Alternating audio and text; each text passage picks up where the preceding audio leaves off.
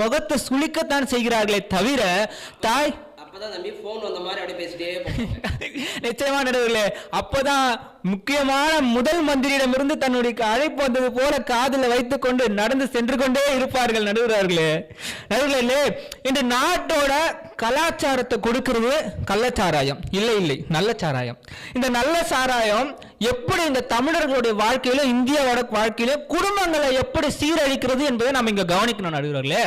இந்தியாவை பொறுத்த வரைக்கும் குறிப்பா தமிழ்நாட்டில் 70 லட்சம் குடும்பத்திற்கு மேலாக இருக்கிறதுன்னு ஒரு புள்ளி விவரம் சொல்லுது.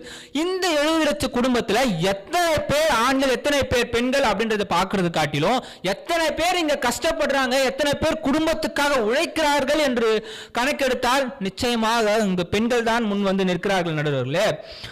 ஒரு ஆண் வெளியே சென்று, அதாவது அப்பாக்கள் வெளியே சென்று மகிழ்ச்சியாக பிடிக்கிறதோ பிடிக்கவில்லையோ வேலை செய்கிறார் என்று வைத்துக்